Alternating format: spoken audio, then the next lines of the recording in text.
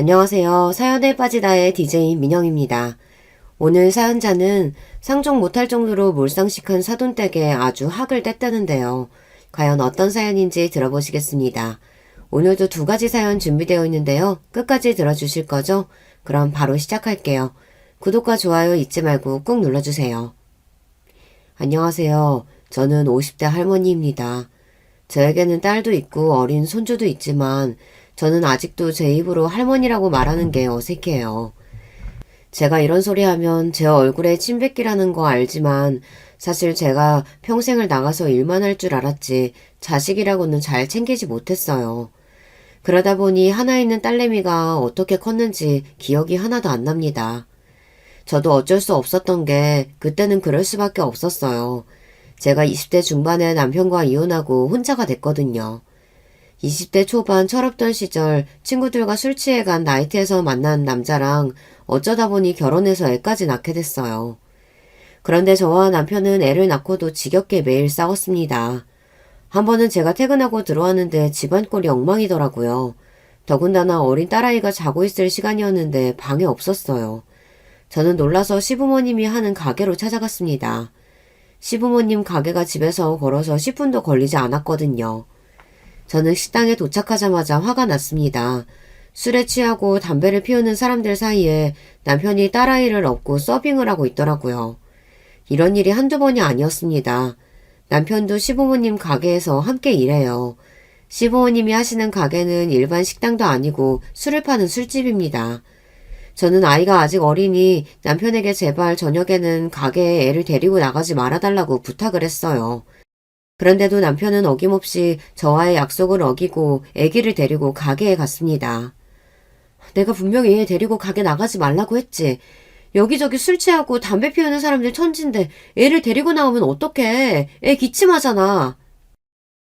엄마인 제가 바쁘다는 핑계로 애를 잘 돌보지 못하다 보니 그때까지 남편이 혼자 고생하기는 했어요. 남편에게 미안한 마음이 없었던 건 아니지만 그래도 남편이 제모까지 딸아이를 잘 돌봐주기를 바랬습니다. 그런데 그렇지가 않았어요. 남편은 아이를 돌보는 것보다 항상 부모님이 먼저였어요.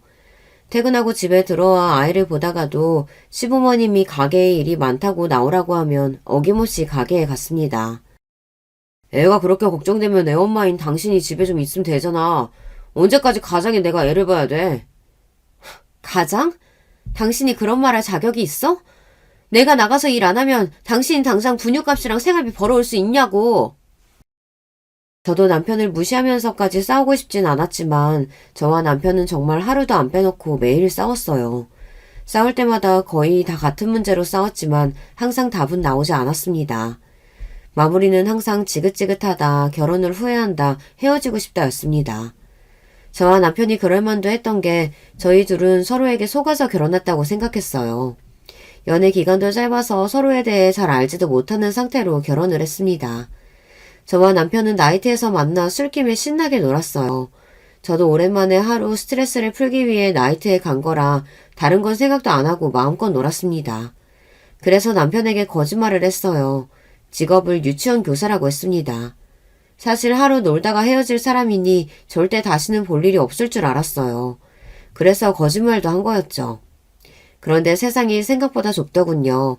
사실은 제 직업이 경찰이에요.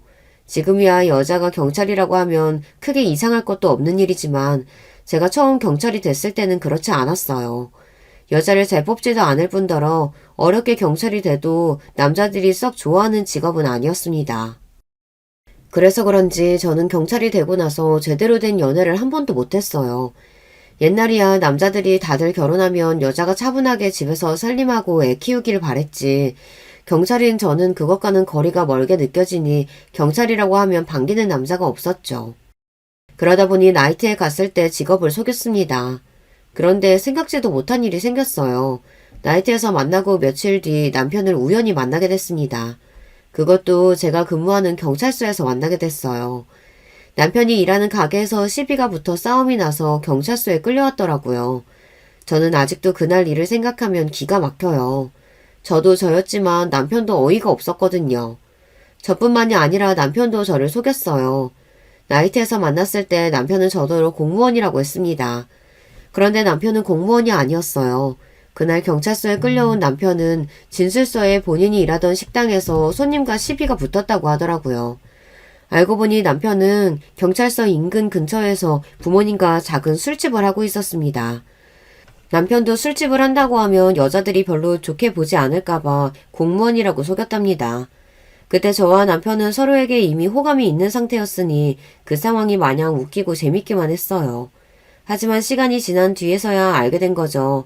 호감만으로 결혼하는 게 얼마나 위험한 건지를요. 저와 남편은 몇 개월 만나다 딸을 임신하게 돼서 급하게 식을 올렸습니다. 저희 친정 부모님은 남편도 그렇고 시부모님도 그렇고 영 미래가 없어 보인다며 이 결혼을 꼭 해야겠냐고 하셨습니다. 하지만 당시에 철딱선이라고는 없었던 저는 무작정 결혼하겠다고 밀어붙였습니다. 이미 뱃속에 생명이 생겨버렸는데 저에게 선택권은 없다고 생각했어요. 그런데 지금 와 생각해보면 차라리 그때 남편과 헤어지고 진작 혼자 애를 키웠으면 좋을 뻔했습니다. 저와 남편이 우겨서 결혼하는 바람에 딸아이가 굳이 겪지 않아도 될 사고를 당하고 말았거든요. 저와 남편은 매일 싸우다 보니 언제부터는 아예 말도 섞지를 않았어요. 그 당시에도 저는 남편이 돈도 안 되는 시부모님 식당에 매일 나가는 것도 싫었고 그렇다고 딸아이를 잘 돌보지 않는 것도 싫었어요. 남편도 마찬가지였습니다. 결혼한 여자가 시부모님 보양도 안 하고 집안 돌볼 생각도 안 한다고 일한답시고 매일 싸돌아다니는 걸 마음에 들어하지 않았어요. 그러다 보니 서서히 서로에게 관심도 없고 아이는 방치되는 시간이 많았습니다. 그날도 남편은 아이를 시부모님 식당 한편에 있는 작은 쪽방에 애를 재워놓고 늦게까지 식당 일을 하고 있었어요. 그런데 애가 걷기 시작하니 잠에서 깨자마자 그냥 불쑥 방에서 혼자 나왔나 봐요. 그러다가 그만 주방에 있던 선반 위에 냄비를 쏟아 팔과 얼굴에 화상을 입는 사고가 났습니다. 그때만 생각하면 저는 아직도 심장이 벌렁거릴 정도로 떨리고 무섭습니다. 아이 혼자 얼마나 놀라고 무서웠을까를 생각하면 죄책감에 죽고 싶을 정도예요. 그날 사고로 돌진한 딸아이의 팔과 얼굴에 피부 이식을 받는 수술을 했어요. 그리고 그날의 상처가 평생 몸에 흉터로 남았습니다. 그 사고로 저와 남편은 이혼했어요. 그전부터 이미 서로 미워하고 원망하고 있었는데 그런 두 사람 사이에 유일한 끈이었던 아이에게 그런 끔찍한 사고가 생겼으니 서로를 잡아먹을 것처럼 원망하게 됐습니다. 결국은 이혼까지 하게 된 거죠. 그나마 저에게 다행이었던 건 아이를 데려올 수 있었다는 겁니다. 남편이 이혼하면서 혹시나 저에게 양육권을 안 주겠다고 할까봐 걱정했었는데 의외로 쉽게 양육권을 저에게 줬어요. 물론 이유는 거지 같았지만 어찌됐든 저에게는 잘된 일이었습니다. 어차피 아들도 아니고 딸인데 뭐하러 앞날 창창한 내 아들 인생에 걸림돌을 만들어?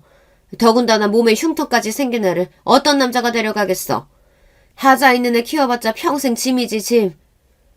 어머님의 그 몰상식한 사고방식이 저에게 도움되기는 처음이네요. 제 딸더러 짐이라고 하셨으니까 앞으로는 절대 제 딸은 만날 생각도 볼 생각도 하지 마세요. 결혼하고 남편과 사는 1년 좀 넘는 시간 동안 남편도 남편이었지만 사실 시부모님이 끔찍하게 싫었어요. 무식하고 이기적인 사람들이라 마주치기만 하면 저를 힘들게 했거든요. 사실 친정부모님 걱정하실까봐 일일이 말하지는 않았지만 시부모님이 제게 막말을 한 게 한두 번이 아니에요. 저에게 막말한 게 워낙 많아서 다 기억도 안 나지만 30년이 지난 지금까지 제 머릿속에 명확하게 기억나는 말이 있어요. 제가 일이 조금 일찍 끝나서 시부모님 가게로 퇴근했어요. 그런데 시부모님이 남편에게 말도 안 되는 소리를 하는 걸 우연히 제가 듣게 됐습니다. 경찰이면 일하다가 죽어도 평생 연금 나오는 거잖아? 아이고 우리 아들 평생 밥 굶을 일은 없겠네. 그래도 애 엄마인데 일하다가 죽으면 안 되지. 엄마는 재수없게 무슨 그런 소리를 해. 평소에 저라면 그 순간 바로 달려들어가 무슨 말을 그따위로 하냐고 따져 물었겠지만 그날은 저도 나설 수가 없었어요. 그 정도로 마음이 아팠습니다. 아무리 서로 애틋할 정도의 애정은 없다고 해도 그래도 자식까지 낳고 산 부부이고 가족인데 어떻게 없는 자리에서 저런 소리를 할 수 있는 건지 이해가 안 됐습니다. 저는 그때 정이란 정이 다 떨어졌어요. 이혼을 결심한 이후 그런 사람들과 다시는 안 봐야 된다고 생각하니 저는 속이 다 후련했습니다. 저는 이혼하고 바로 친정으로 들어와 살았습니다. 부모님께서 그렇게 하라고 하셨거든요. 당신들이 딸아이는 알아서 잘 키워줄 테니 저에게는 일이나 열심히 하라고 했어요. 자식에게는 엄마도 필요하고 아빠도 필요하지만 제일 중요한 건 안정적이고 따뜻한 울타리가 있어야 한다는 거야. 나랑 네 아버지가 우리 손주한테 제일 안정적이고 따뜻한 울타리 되어줄 테니까 너는 자식 앞에서 떳떳한 어미가 되어줘. 어쩌다 보니 결혼도 하고 아이도 낳고 이혼도 하게 됐지만 사실 저는 당시에 굉장히 혼란스러웠어요. 딸아이를 너무 사랑하고 잘 키워내고 싶지만 저에게는 부족한 게 너무 많았습니다. 아이를 낳기만 했지 육아라고는 해본 적이 없으니까요. 그런 와중에 부모님께서 도와주시겠다고 하시니 감사했습니다. 사실 제가 이혼하고 애를 데리고 본가에 들어갔을 때 부모님께서 그러기에 결혼하지 말라고 하지 않았냐 다그치시면 어쩌나 걱정을 했었거든요. 그때부터 부모님께서 도와주신 덕분에 제 딸은 건강하고 씩씩하게 잘 자랐습니다. 물론 얼굴과 팔에 화상 자국이 조금 남아있다 보니 학창시절 딸아이가 조금 힘들어하기는 했어요. 어릴 때는 철없이 놀리는 애들도 있으니까요. 하지만 딸아이는 그래도 비교적 씩씩하게 잘 이겨내는 듯 보였습니다. 저를 닮아서 공부도 곧잘하고 친구들과도 잘 지냈거든요. 당시에 제가 강력계에 발령받아 일할 때라 아이에게 신경 쓰지 못하고 소홀할 수밖에 없었어요. 그러다 보니 아이 얼굴도 며칠에 한 번 볼까 말까 했습니다. 그래도 전 나름대로 딸아이에게 전화도 자주 하고 늦게 들어와도 항상 방에 들어가 잠깐이라도 이야기도 나누려고 했습니다. 그런데 딸아이도 사춘기가 왔는지 고등학교에 들어가서는 도통 저에게 곁을 잘 내두지 않더군요.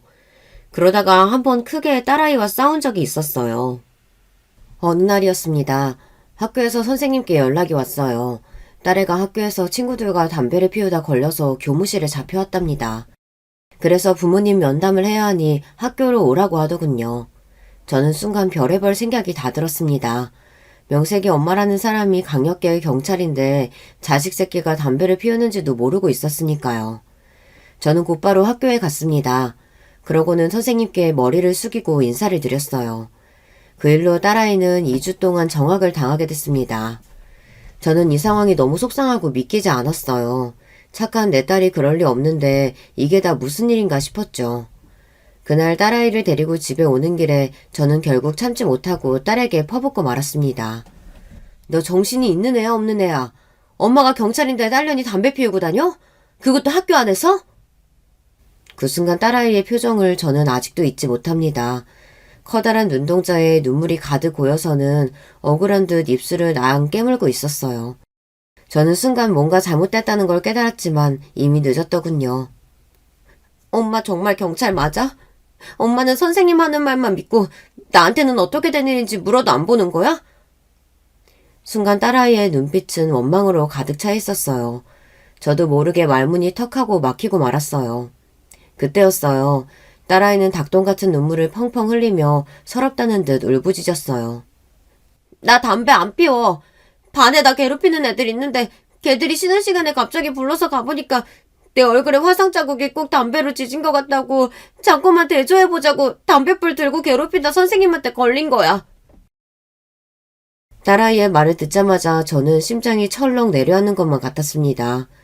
당시에 제가 20년을 경찰로 살면서 억울한 일을 겪은 사람들을 수도 없이 봐왔고 도왔는데 정작 제 딸의 억울함은 생각지도 못하고 있었어요. 그걸 그냥 가만히 있었어? 선생님께 바로 이야기했어야지. 너까지 담배 피우다가 걸린 것처럼 가만히 있으면 어떡해. 저는 어쩌면 경찰로서 자격이 없는지 모르겠습니다. 딸아이의 이야기를 듣는데 도무지 이성적으로 판단할 수가 없었어요. 반면 딸아이는 저의 부족한 부분을 이미 정확하게 알고 있었습니다. 엄마도 내 말 안 믿어주는데 선생님이라고 내 말을 믿겠어? 그대로 돌아선 딸아이는 뒤도 안 돌아보고 혼자 집으로 돌아갔습니다. 그 순간 저는 가슴에 돌덩이가 앉은 것처럼 속이 답답하고 숨도 제대로 쉬어지질 않았어요. 저는 그제야 알았습니다. 딸아이에게는 눈에 보이는 상처뿐만이 아니라 제가 모르는 마음의 상처도 가득하다는 걸요. 언제나 저는 딸아이가 알아서 잘 자라고 있는 줄 알았어요. 그런데 제 생각은 완전히 틀렸습니다. 딸아이는 엄마도 아빠도 없이 혼자 냉혹한 전쟁터에서 살아남는 거였어요. 저는 뒤늦게라도 딸아이와 잘 지내보려고 부단히도 노력했습니다. 그동안 써본 적 없던 휴가까지 내고 딸아이와 시간을 보내려고 노력했어요. 그런데 이미 늦었는지 딸아이는 제게 관심도 없었습니다. 여행 가자, 맛있는 거 먹으러 가자 아무리 꼬셔도 소용없었어요. 한 번은 그런 적도 있습니다. 딸아이가 한참 예민한 고3 때였는데 그래도 그전에는 같이 밥이라도 먹어주더니만 그때는 아예 저와 밥도 안 먹으려고 하더라고요. 독서실에서 돌아온 딸이 혼자 밥을 먹고 있길래 제가 건너편에 앉았더니만 말도 없이 바로 일어나 그릇을 싱크대에 넣어버리고 방에 들어가 버리더라고요. 그때의 서운함은 정말 말로 표현할 수가 없었어요. 가슴이 찢어지는 것 같았습니다.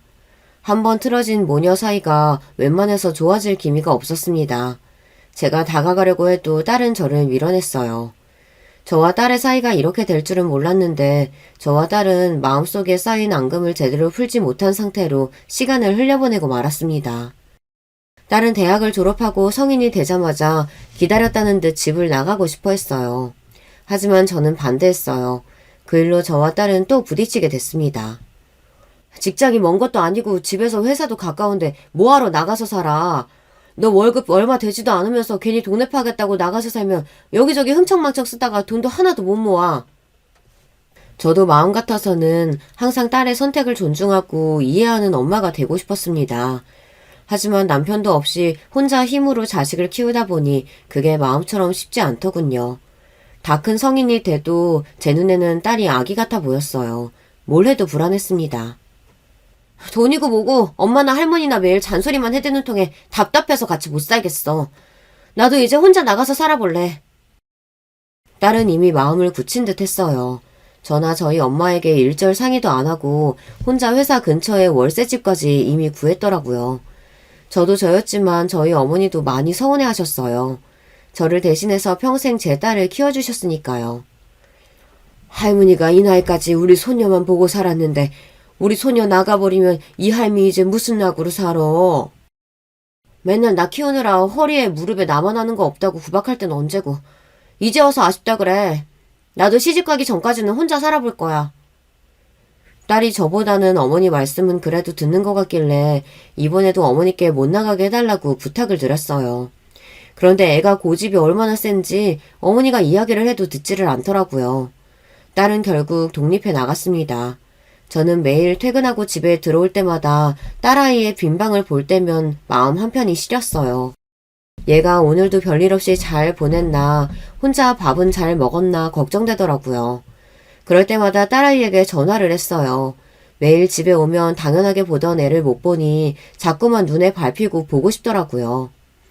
반면 딸녀는 엄마가 전혀 보고 싶지도 않은 건지 연락해도 전혀 반가워하지 않더라고요. 항상 시큰둥하게 전화를 받았어요. 내가 엄마 필요할 때는 매일 아는 척도 안 하고 옆에도 없더니만 집 나오고 나니까 왜 이렇게 간섭을 해? 엄마 혹시 나 감시해? 엄마가 딸 보고 싶어서 오랜만에 연락한 건데 너는 무슨 말을 그렇게 하니? 아휴, 아무튼 무뚝뚝하다니까.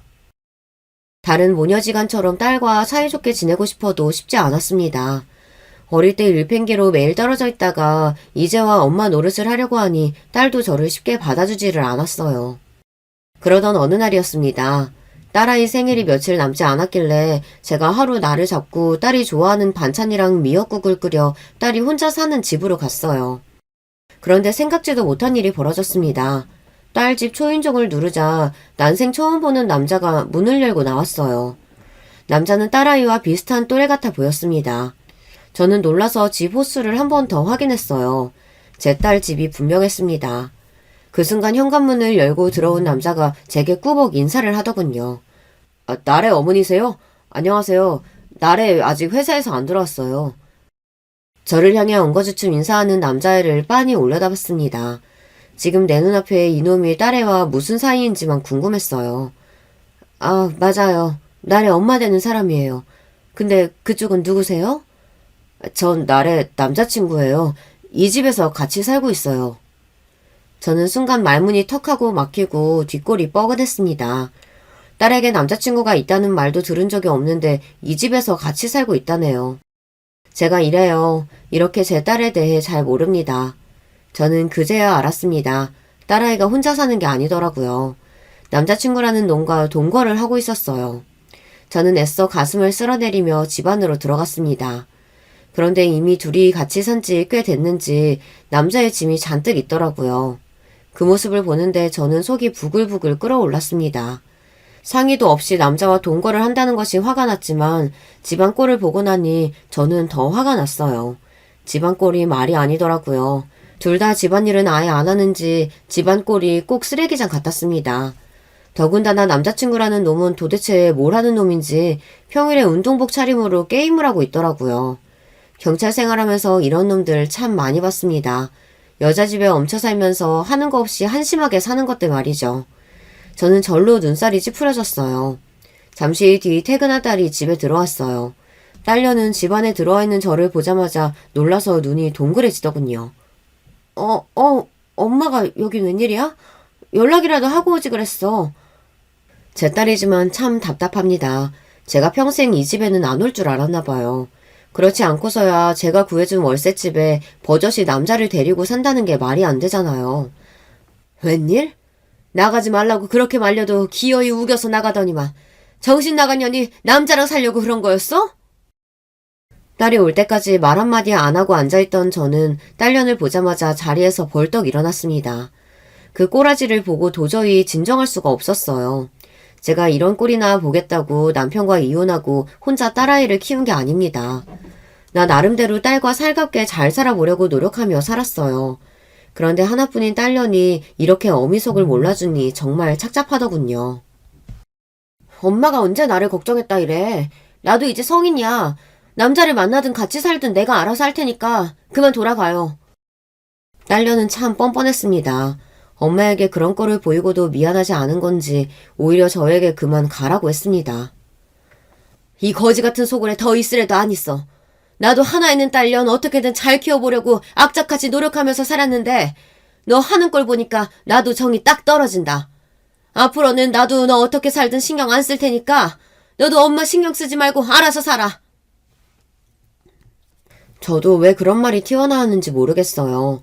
이상하게 딸과만 이야기하다 보면 말이 통하지 않았습니다.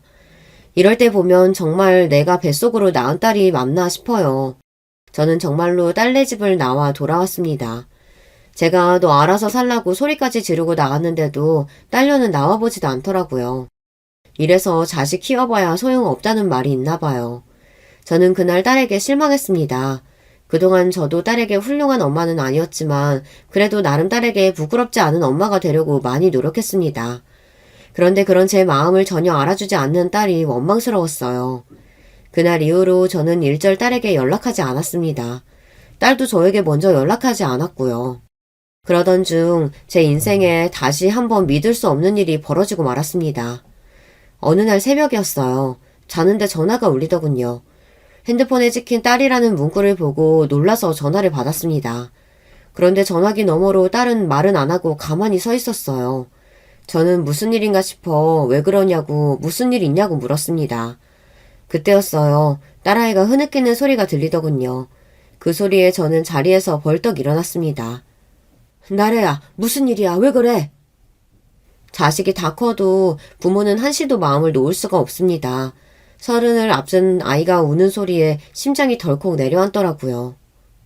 엄마, 이 시간에 미안한데 지금 좀 나한테 와줄 수 있어? 나 너무 무서워.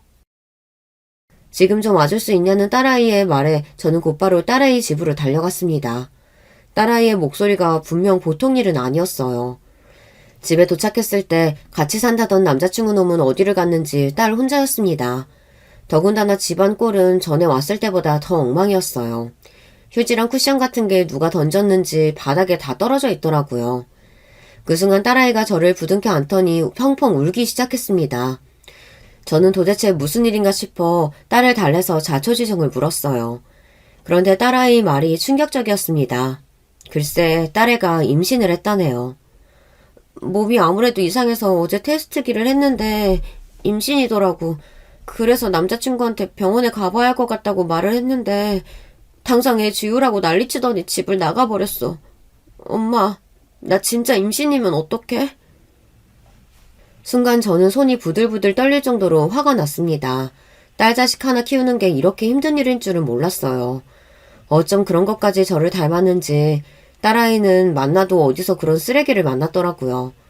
마음 같아서는 지금 당장 그 자식을 잡아다가 수갑을 채워 감옥에 넣어버리고 싶은 심정이었지만 저는 애써 꾹 참았습니다. 지금은 딸아이를 진정시키는 게 먼저니까요. 저는 대충 짐을 챙겨 딸애를 집에 데리고 왔습니다. 그리고 우느라 지친 몸을 녹여주고 잠부터 재웠어요. 오랜만에 딸애가 자는 모습을 가만히 보고 있는데 마음이 좋지 않았어요. 속상해서 잠도 못 자겠더라고요. 딸 팔자는 엄마를 닮는다는데 이게 다 저를 닮아 일어나 싶더라고요. 저는 딸아이가 생겨서 덥석 결혼해서 고생을 꽤 했으니까요. 다음날 저는 휴가를 내고 딸애와 병원부터 갔습니다. 역시나 딸은 임신이 맞았어요. 저는 그 순간 오만 가지 생각이 다 들었습니다. 저도 제가 이럴 줄은 몰랐는데 솔직한 심정으로는 애를 지우고 아무 일 없다는 듯 살게 하고 싶었어요. 하지만 딸아이는 아예 그럴 생각이 없어 보였습니다. 그 자식이 뭐라고 하든 나는 아이 낳을 거야. 혼자서라도 키울 거야. 도대체 누굴 닮았는지 제 딸은 고집이 참 세요. 본인이 하겠다고 마음먹은 일은 무조건 하고 맙니다. 그 성미를 누구보다 잘 아는 저는 그런 딸을 말려봐야 소용없다는 것도 알고 있었죠. 그날 이후 저는 고민이 많았습니다. 어떻게 하는 게 제 딸에게 가장 좋은 방법일지 몇 날 며칠을 고민했어요. 고민 끝에 내린 결론은 우선 애아빠와 이야기를 나눠보는 거였습니다. 아무리 마음에 안 들어도 애아빠인데 이야기는 나눠봐야 할 것 같았어요. 이러다간 제 딸이 미혼모가 되게 생겼으니까요. 딸아이에게 연락처를 받아 남자친구 놈을 따로 만났습니다. 저는 그 놈을 만나러 가기 전에 부단히도 마음을 잡았어요. 절대 화내지 말자, 소리 지르지 말자, 다짐하고 또 다짐했습니다. 그리고 그 녀석을 만났습니다. 녀석은 그래도 일말의 양심은 있는지 제 눈도 똑바로 바라보지 못하더군요. 저는 애써 좋게 좋게 말을 이어나갔습니다. 자네도 많이 놀랐지? 그래도 어떡하나. 일이 이렇게 됐는데 어른으로서 마땅한 책임은 져야지. 제 말에 녀석은 한동안 말이 없더니만 이내 입술을 뗐습니다. 아시겠지만 저는 아직 변변한 직장도 없고 집도 없어요.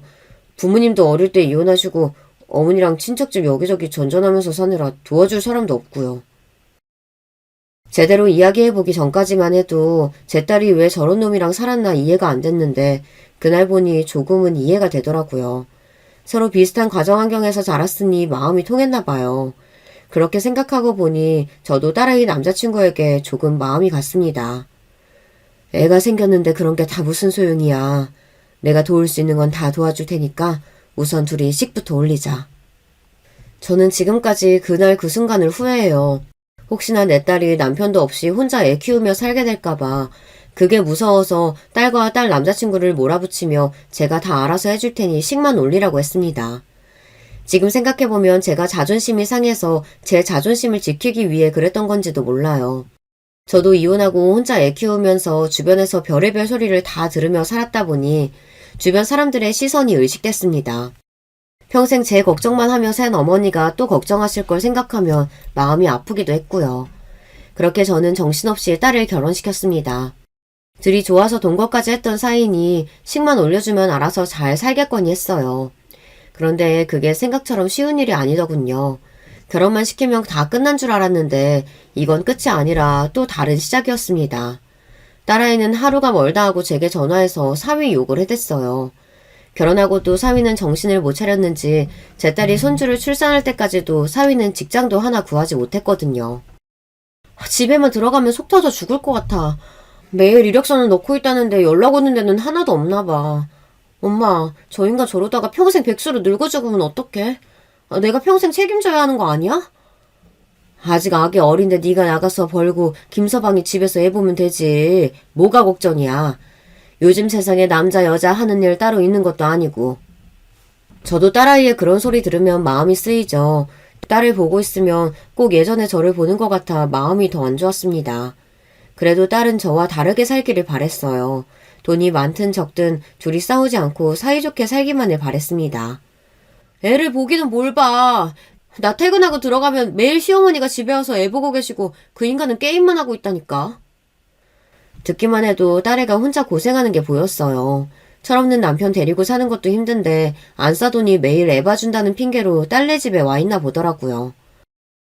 너희 시어머니는 며느리도 없는 집을 어떻게 그렇게 매일 와 있는다니? 아휴, 엄마도 이제 퇴직해서 한가하니까 김서방 취직하면 그때부터는 엄마가 애 봐줄게. 걱정하지 마. 당시에 어머니도 돌아가시고 저도 퇴직한 지 얼마 되지 않아 많이 적적하고 외로웠습니다. 마음 같아서는 매일 손주를 보러 가고 싶어도 집에 사위가 떡하니 버티고 있으니 눈치가 보여서 자주 갈 수가 없었어요. 그래서 저도 은근 사위가 빨리 취직해서 나가길 바라고 있었습니다. 딸아이가 매일 사위와 시어머니 때문에 힘들어하고 스트레스 받는 게 안쓰럽기는 했지만 그래도 저는 전보다 딸과 많이 가까워진 것 같아 좋았어요. 손주 낳고 나서는 제가 먼저 연락하지 않아도 항상 딸이 먼저 제게 연락해서 안부도 묻고 제가 어떻게 지내는지도 궁금해했거든요. 저는 앞으로 딸과 이렇게만 지내면 소원이 없겠다 싶었습니다. 그런데 딸과 친정엄마 사이라는 게 어디 그런가요? 사이가 좀 좋다 싶으면 금세 또 티격태격했어요. 한 번은 그런 적이 있습니다. 저희 어머니 기일이 다가오는데도 딸이 연락이 없길래 제가 먼저 전화를 했어요. 너는 아무리 바빠도 그렇지 조금 있으면 할머니 기일인데 어쩜 그렇게 연락 한 통이 없어. 제사상 차리려면 하루 꼬박 고생하는데 엄마더러 그걸 혼자 다 하라고? 저는 오랜만에 딸 목소리도 듣고 싶고 이왕이면 할머니 기일이니 혹시나 손주 데리고 집에 올까 싶어서 연락을 한 거였어요. 그런데 딸에는 안 좋은 일이 있었는지 목소리가 좋지 않더라고요. 매일 애 보려 출근하랴 하루 24시간이 부족해 죽겠는데 내가 할머니 제사까지 어떻게 챙겨. 그런 건 엄마가 혼자 알아서 해야지. 딸이 하는 말이 틀린 말이 아니라는 거야 저도 머리로는 압니다. 하지만 저는 너무 서운했어요. 우리 집에 식구가 많으면 말을 안 해요. 저한테 이제 남은 건 딸하고 손주밖에 없는데 딸이 저를 귀찮아하는 것처럼 이야기하니 실망스럽더라고요. 너 이때까지 키워준 게 누군데 할머니가 허리랑 무릎 다 망가져가면서 너를 어떻게 키웠는데 그런 소리를 해? 저도 참 나이를 헛먹었습니다. 딸애도 피곤하고 힘들 텐데 거기다 대고 너그럽게 받아주지는 못할 망정 또 같이 짜증을 내고 말았어요. 내가 할머니랑 살겠다고 했어? 엄마가 나 키울 형편 안 되니까 할머니한테 맡겨놓은 거면서 왜 나더러 할머니 제사를 챙기래? 나는 모르겠으니까 엄마가 알아서 해. 저와 딸은 또 서로에게 상처되는 말만 잔뜩 퍼부어놓고 전화를 끊어버렸습니다. 저는 전화를 끊고도 마음이 안 좋아서 한참 동안 멍하니 앉아 있었어요. 저도 좋은 아내, 좋은 딸, 좋은 엄마가 되고 싶었는데 어쩌다 이러고 있는지 모르겠습니다. 50년 넘는 세월을 사는 동안 뭐 하나 제대로 한 게 없었어요. 그래도 핏줄은 핏줄인지라 딸아이가 먼저 제게 손을 내밀어줬습니다. 어머니 제삿날 딸내미가 손주 녀석을 데리고 집에 왔더라고요. 얼마 만에 딸과 손주 얼굴을 보는 건지 모르겠어요. 저는 좋으면서도 괜히 지난번의 일이 마음에 걸려 마음껏 좋아하지도 않았습니다. 괜히 툴툴거렸어요. 애 키우랴 일하랴 한창 바쁘신 분이 여기까지는 어인 행차셔? 자식 얼굴 보면 그냥 반갑고 좋다고 하면 될 거 가지고 꼭 싫은 소리를 해댔어요. 가끔은 저도 이런 제가 참 싫습니다. 할 일 많은데 혼자서는 못한다고 징징거리니까 왔지. 그리고 엄마가 언제 제사상을 한번 제대로 차린 적이나 있었어? 엄마 음식 솜씨도 없는데 그 맛없는 거 제사상에 올리면 할머니가 실망하실까봐 내가 온 거야. 이럴 때 보면 저보다 제 딸이 그릇은 훨씬 커요. 이해심도 저보다 깊고요. 거기다가 사실 음식 솜씨도 저보다 딸이 나아요. 저야 젊어서부터 일한다는 핑계로 어머니랑 같이 살면서 어머니께 밥 얻어먹기만 해봤지 돌아가시기 전까지 제가 직접 해드린 적이 없었는데 저희 딸은 그래도 할머니가 고생하신다고 맛있는 것도 자주 사서 들어오고 어머니 생신이면 직접 장 봐서 밥상도 차려주곤 했어요. 여러모로 저보다 딸이 훨씬 낫습니다. 같이 음식도 하고 제사를 지낼 때까지는 분위기가 좋았어요. 거기다가 마침 딸아이가 다음날 회사도 쉰다고 해서 집에서 저와 하루 자고 간다고 했어요. 저는 오랜만에 딸과 잘 생각을 하니 기분이 좋았어요. 저는 손주부터 일찍 재우고 딸이랑 맥주 한잔을 했습니다. 그런데 술을 먹지 말 걸 그랬어요. 그냥 기분 좋은 상태로 일찍 잤어야 했습니다. 술이 들어가니 굳이 안 해도 될 말을 하게 되더라고요. 저는 아무래도 취직을 못하는 사이가 걱정돼서 한마디 했는데 그게 발단이 돼서 또 딸내미랑 티격태격 했어요. 나 아시는 분이 새로 회사 차렸는데 거기서 직원들 뽑는다네. 내가 혹시나 해서 슬쩍 김서방 얘기했는데 조건 좋다고 한번 나와서 면접 보라는 거야. 내가 김서방한테 한번 물어볼까? 어때? 사위가 지금은 취직을 못하고 집에서 애나 보고 있지만 사실 대학도 좋은 대학을 나왔고 자격증 같은 것도 많아요. 저는 능력 있는 사람이 매일 집에서 놀면서 게임만 하는 게 안타까워서 이야기를 한 겁니다. 무엇보다 혼자 고생하는 딸내미가 걱정돼서 한 이야기이기도 하고요. 그런데 제 말에 딸의 기분이 상했는지 불쑥 화부터 냈어요. 엄마는 그 인간 성격 몰라서 그래. 자기 명문대 나왔다고 끝까지 중소기업은 죽어도 안 간다고 하는데 그런 인간이 이제 막 생긴 신생기업 면접 보라고 하면 좋아하겠어? 엄마 앞에서는 찍소리 못하고 나한테 와서 지랄할걸? 아무리 그래도 남편한테 지랄이 뭐야. 김서방도 답답하고 힘들어서 그러는 거니까 네가 옆에서 잘 좀 챙겨줘. 그래도 너 나가서 일하는 동안 김서방이 집에서 아기랑 고생하잖아. 사위나 딸이나 다 제 자식이다 보니 둘 다 아이 키우면서 사는 게 고생스러울 것 같아 저는 별 생각 없이 그냥 한 소리였어요. 사위도 나름대로 힘든 게 있을 것 같아서요. 그런데 그 순간 딸아이가 눈을 번뜩 뜨더니 저를 쏘아보았어요. 엄마는 항상 이런 식이더라. 자식이 난데 항상 보면 내 말은 안 듣고 다른 사람 편만 들어. 이래서 엄마랑은 이야기하기 싫다니까? 딸은 갑자기 언성을 높이더니만 들고 있던 맥주캔을 세게 내려놓고 그대로 등을 돌리고 누워버렸어요. 저는 얘가 또 왜 예민하게 일어나 싶었습니다.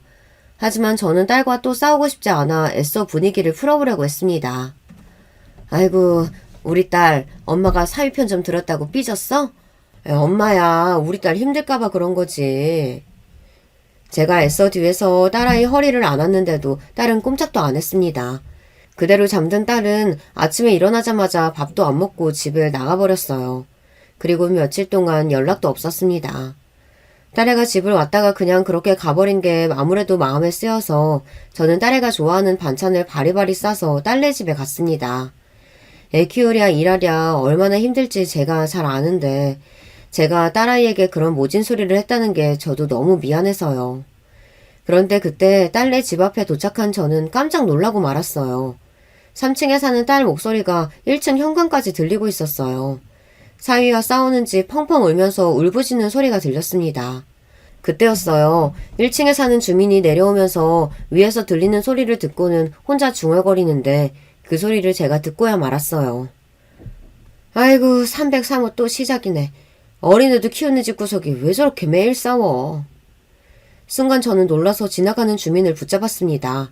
그리고 제가 303호 사는 애 엄마, 친정 엄마인데 평소에도 저렇게 많이 싸우느냐고 물었어요. 그러자 당황한 주민분도 말을 할까 말까 고민하시더니만 결국은 이야기를 하더라고요. 303호 애엄마 친정엄마라고 하시니까 하는 말인데 아유 애가 어려도 웬만하면 그냥 이혼시켜요. 303호 애아빠 매일 소리 지르고 욕하고 난리도 아니에요. 이 건물에서 아주 유명하다니까요. 거기다가 얼마 전에는 애 엄마 때리기까지 하는지 애 엄마가 출근하는데 모자까지 푹 눌러쓰고 나가더라니까. 저는 이야기를 듣는데 순간 얼굴이 터질 정도로 빨개졌습니다. 너무 화가 나서요. 저는 곧바로 계단을 정신없이 올라갔어요. 그리고 놓고 할 새도 없이 현관문을 열고 집 안으로 들어갔습니다. 그런데 그 순간 제 앞에서 벌어진 상황은 충격적이었어요. 거지 같은 사위놈이 도대체 무슨 짓을 했는지 집안의 모든 집기를 바닥에 다 던져서 뒹굴고 있더라고요. 더군다나 제 딸은 바닥에 넘어져 있었습니다. 거기다가 더 충격적이었던 건 그 자리에 바로 안싸돈이 있었다는 거예요. 손줄을 등에 업은 채 떡하니 있었어요. 저는 놀라서 제 딸에게 먼저 달려갔습니다. 그런데 그 순간 저는 딸아이 얼굴을 보자마자 소스라치게 놀랐어요. 정말 아랫집 아줌마 말대로 악마 같은 사위 새끼가 제 딸을 때렸는지 얼굴에 시퍼렇게 멍이 들어있더라고요. 저는 손이 부들부들 떨릴 정도로 화가 나서 이게 다 무슨 일이냐고 사위에게 소리쳤어요. 너 이 새끼 미쳤어? 어디 감히 내 딸 얼굴에 손을 대? 사돈이 이 꼴을 보고도 안 말리고 뭐하고 있었어요? 저는 순간 이성의 끈이 끊어져 버리고 말았습니다. 순식간에 사위에게 달려들어 멱살을 잡았어요. 제가 이래봬도 강력계 형사까지 하고 퇴임한 사람이에요. 제가 아무리 나이가 들었어도 이런 허술한 새끼 쓰러뜨리는 건 일도 아닙니다. 저는 이대로는 안 되겠다 싶어 손을 번쩍 들었습니다. 그리고 제가 사위의 뺨을 내리치려던 순간 뒤에 있던 안사돈은 순식간에 저에게 달려들었어요. 아이고, 지금 뭐 하는 거예요? 어디 감히 내 자식 몸에 손을 대? 네 자식이 내 자식한테 먼저 손 댔잖아. 이 못난 자식이 어디 할 짓이 없어서 여자 몸에 손을 대? 저는 안사돈의 포효에도 아랑곳하지 않고 사위의 멱살을 다시 잡았습니다. 그런데 그때였어요. 가만히 있으면 반이나 갈 안사돈이 하지 말았어야 할 말을 내뱉고 말았습니다. 이거 안 나? 여자가 맞을 짓을 했으니까 우리 아들도 그랬지. 우리 아들이 괜히 그랬겠어? 사돈이 몰라서 그렇지. 사돈 딸내미 드세도 얼마나 드센데. 새아기 쟤는 좀 맞아야 정신을 차린다니까. 순간 저는 잡고 있던 사위의 멱살을 세게 내려놓았습니다. 그리고 고개를 돌려 안사돈을 쏘아부었어요. 당신 지금 그걸 말이라고 해? 이 집구석 아주 안 되겠네. 내가 웬만해서는 말로 해결하라고 했는데 도저히 안 되겠어. 오늘 너 죽고 나 죽자. 너희 새끼 이리 와. 저는 그대로 사위에게 달려들어 사위의 머리끄댕이를 낚아챘습니다. 그리고 마구 흔들어 머리털을 다 뽑아놨어요. 장모님! 지금 뭐 하시는 거예요? 장모님? 내가 왜 네 장모야? 너희 자식, 네가 감히 내 딸을 건드려? 내가 너 깜빵 보내고 콧망 먹게 해줄 테니까 그런 줄 알아! 저는 사위 머리털을 다 뽑아놓고도 분이 풀리지 않았습니다. 저는 바로 제가 아는 후배 경찰에게 전화해 당장 사위 새끼를 잡아가라고 신고했어요. 그 순간 사위는 물론이고 안사돈까지 놀라서 난리가 났습니다. 사돈, 지금 제정신이에요? 애오빠를 신고하면 어떡해요? 집안 풍비박산 낼 일 있어요? 안사돈은 제가 신고하겠다고 하자 그제야 정신이 들었는지 제 손목을 잡으면서 제발 좀 고정하시라고 했어요. 안사돈도 아시잖아. 부부가 살다 보면 치고받고 싸우기도 하는 거지. 뭘 그런 걸 가지고 신고를 해요. 우리 이성적으로 손주 생각해서 여기서 그만합시다. 장모님, 제가 아까는 순간 너무 화가 나서 실수로 그런 거예요. 제가 나래 얼마나 사랑하는 줄 아시잖아요. 저 나래 없으면 못 살아요. 제가 앞으로 차비하고 나래한테도 장모님한테도 평생 잘할게요. 제발 용서해 주세요. 둘 다 꼴도 보기 싫으니까 이 집에서 당장 짐 싸서 나가요. 저는 더 이상 사돈이니 사위니 하는 그런 인간들의 소리는 듣고 싶지 않았어요. 저는 안사돈과 사위의 눈도 마주치질 않은 채 안사돈 등에 업힌 손줄을 획 뺏어서 뒤도 보지 않고 딸과 방으로 들어갔습니다. 딸아이의 얼굴에 난 멍자국과 집안 상황을 하나도 빼놓지 않고 사진으로 다 찍어뒀어요. 그리고 잠시 뒤 경찰들이 도착했을 때 저는 제가 눈으로 본 상황과 아랫집 아줌마의 증언을 바탕으로 사위를 고소했습니다. 얼마 뒤 사위는 검찰 조사를 받았습니다. 그날 사위가 딸을 때린 게 사위 자식이 사고를 쳐서 딸아이가 한마디 했는데 거기에 욱해서 그런 거더라고요. 매일 애도 자기 엄마한테 맡기고 컴퓨터 게임만 하더니만 알고 보니 사위놈이 게임을 한 게 아니라 도박 사이트와 연관이 있었어요. 사위가 컴퓨터 공학 전공이라는 건 알고 있었는데 그 좋은 능력을 나쁘게 쓰고 있더라고요. 자기 딴에는 매일 취직도 안 되고 집에서 놀기만 하고 있으니 딸 눈치가 보여서 그런 거라고 한다는데 말이 되질 않았습니다. 그날 제가 갔을 때 도박 사이트에 대해 제 딸이 알게 돼서 사위에게 난리를 쳤었나 봐요. 가장이면 가장답게 나가서 떳떳하게 돈을 벌어야지 뭐 하는 짓이야. 그러다가 체포라도 되면 어쩌려고 그래. 너는 예편내가 어디 감히 남자 하는 일에 간섭이야? 내 아들이 너보다 학벌도 좋고 똑똑한데 어련히 알아서 할까? 자기 아들이 잘못했으면 혼낼 생각을 해야지. 안사돈은 딸이 사위에게 싫은 소리를 하는 게 듣기 싫었는지 그 와중에 끼어들었나 보더라고요. 학벌만 좋으면 뭐래요. 몇 년 동안 그 대단한 학벌 써먹지도 못하고 집에서 저러고 놀고만 있는데. 아이씨구? 얼굴이며 몸에 흉터 있는 거 다 데리고 사라졌더니만 고마운 줄도 모르고 하는 소리 봐라. 어머님, 지금 말 다 하셨어요? 제가 지금까지 어머님한테 어떻게 했는데 그런 소리를 하세요? 그만해. 어디서 우리 엄마한테 큰 소리야? 딸과 안사돈이 티격태격 언성을 높이자 사위가 버럭 소리를 지르며 물건을 던지고 딸아이에게 손찌검을 했대요. 평소에도 화가 나면 그렇게 물건을 던지고 소리를 지르더니만 결국은 딸에게 손까지 댄 거죠. 이게 다 제 잘못입니다. 아이가 생겼어도 아빠 자격이 없는 놈이면 애초에 결혼시키지 말았어야 했는데 이게 다 제가 잘못 판단한 탓이에요. 제가 생각해도 제가 참 멍청해요. 전 남편한테 그렇게 당하고도 정신 못 차리고 제 딸을 제가 또 힘들게 했어요. 엄마라는 사람이 정신 똑바로 차렸어야 했는데 네가 그렇게 힘든 줄도 모르고 무작정 결혼하라고 몰아붙이고 다그쳐서 미안하다. 아니야, 엄마.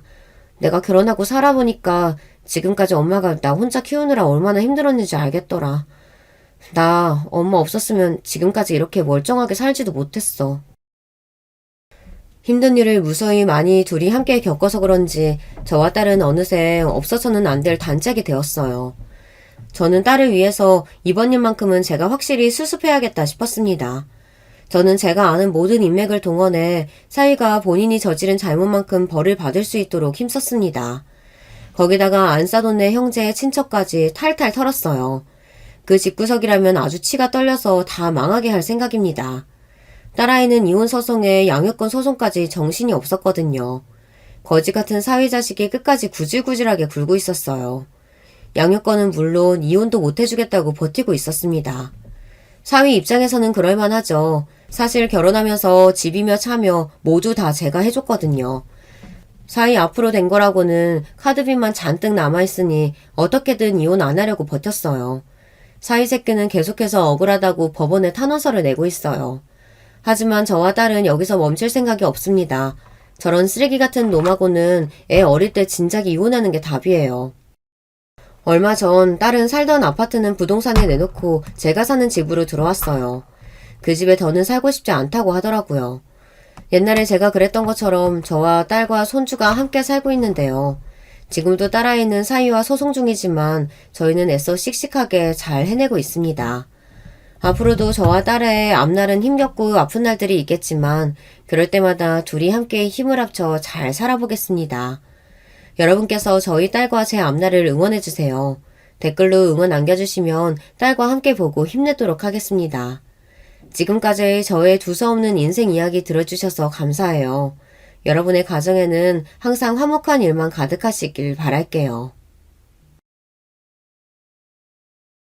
여러분, 두 번째 사연 시작하기 전에 좋아요, 구독 꼭 눌러주실 거죠? 그럼 두 번째 사연 바로 시작합니다. 안녕하세요. 저는 경기도 수원에 사는 40대 주부입니다. 오늘은 얼마 전 일어났던 제 사연을 제보하려고 해요. 친구들이 듣더니 이건 한 명이라도 더 알아야 한다고 하더라고요. 저도 다시 생각해도 통쾌한 사연이라 제보하게 됐습니다. 오늘 사연은 바로 동서들과 있었던 사연입니다. 제가 손아래 제일 막내 며느리고 두 분은 제 형님들이에요. 그동안 꾹 참았던 걸 터뜨리니 얼마나 기분 좋았는지 모릅니다. 형님들은 직업도 의사라서 주부인 저한테 뭐 꿀릴 것도 없었는데 저를 왜 그렇게 괴롭혔는지 모르겠어요. 제 사연을 본격적으로 시작하기 전에 저에 대한 소개를 좀 하고 넘어갈게요. 저는 지금 대한민국의 평범한 주부로 딸 하나 아들 하나 키우고 있지만 예전엔 연예인이었어요. 그렇다고 뭐 엄청나게 유명한 연예인은 아니었고 그냥 단역 배우였습니다. 제가 제 입으로 이런 말 하긴 부끄러운데 어렸을 때부터 외모로 유명했거든요. 예쁜 어린이상이라고 지역에서 하는 축제가 있었는데 거기 나가서 본상을 타기도 했습니다. 유치원 때부터 예쁜 걸로 유명했고 학교에 입학하고 나서는 더 유명했어요. 아예 제 별명이 예쁜 애였으면 말 다 했죠? 그러다 보니 주변에서 연예인 제의가 많이 들어왔습니다.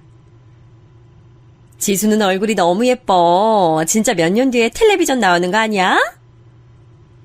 학교 선생님들께서도 나서서 제 외모를 칭찬해 주셨어요. 주변에서 하도 예쁘다고 칭찬하니 저도 제가 예쁘다는 것은 당연히 알고 있었죠. 그래서 연예인을 장래희망으로 생각했어요.